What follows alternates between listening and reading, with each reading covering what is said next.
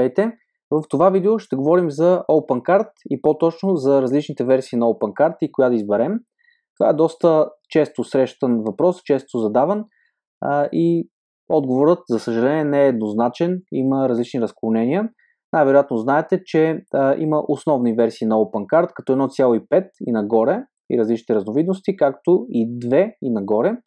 И често идва този въпрос, коя да се избере. Логично е, че по-старата версия 1.5 има доста повече разширения, плагини и така нататък неща, които може да ползвате на готово, в някои случаи безплатно. Това е така. Ако искате да започнете магазин, ви препоръчвам, започнете да изградите своя магазин, препоръчвам ви първо да си направите списък с приложенията, които ще са ви необходими на него. Да речем, искате да интегрирате с PD, влизате, намирате приложението, което ще ви е необходимо за интеграция с PD и виждате какви версии поддържа.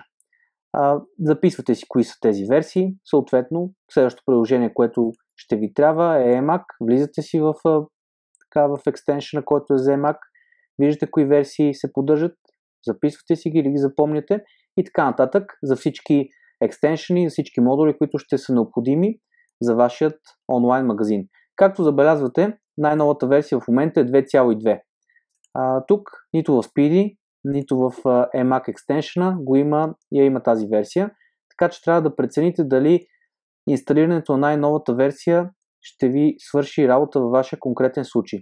Ако вашият магазин няма да ползва разширенията, направили сте си списък и всички ваши разширения използват 2.2, т.е. съвместими с последната версия, която сте решили да ползвате, тогава инсталирайте последната версия, защото последните версии винаги са най-сигурни, там има най-много нововъведения и най-стабилни съответно, така че в моята препоръка е да използвате най-високата версия, която е съвместима с всички ваши екстеншъни.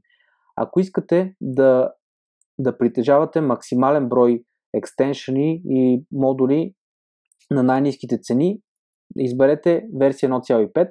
Това са по-старите версии, където голяма част от темите вече са безплатни. Може да намерите много качествени и безплатни теми, както и много модули, които да свалите и инсталирате безплатно.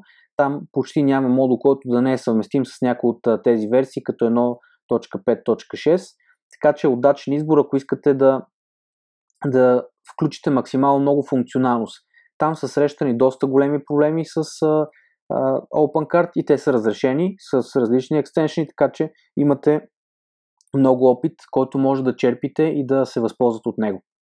Докато при последната версия, добре е да имате човек, на който може да разчитате за различни промени по самите ядра или ако вашите екстеншъни, които сте избрали, не се поддържат от конкретната версия, там се впускате по малко по-различен път. Затова моят съвет е да изберете версията, която отговаря напълно на вашите разширения, които смятате да ползвате. Направете си предварително списък, съответно дори изберете и тема, която ви харесва и изберете такава тема, т.е. изберете такава версия, която ще отговаря на всички тези изисквания.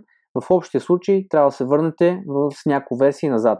Ако искате да създадете средно функционален онлайн магазин, ако искате да създадете магазин, който има базовата функционалност, може да използвате най-новата версия. Там всичко ще си работи без допълнителни екстеншъни. Ще има екстеншъни, които да са съвместими, но те няма да са много, но все пак вашият магазин ще бъде с най-последната версия на OpenCart, ще бъде най-защитен, така да се каже, и най-стабилен.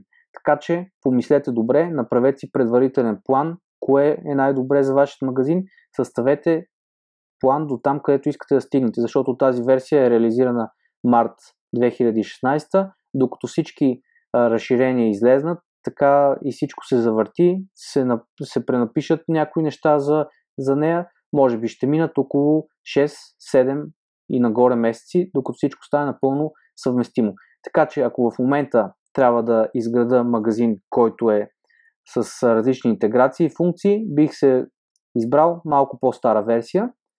Да речем, бих инсталирал 2 или 2.3, защото искам да интегрирам Speedy, искам да си кача разширението за Emacs и така нататък. Другите решения, които съм си харесал, са съвместими с по-старата версия. Вярно, ще е по-стара, потенциално не толкова стабилна, но пък всичко ще работи. След време мога да я кача до 2,2, като пак преценя рисковете. Затова има отделни видеа, така че може да ги погледнете. Това беше всичко за това видео. Надявам се да ви е било полезно. До скоро!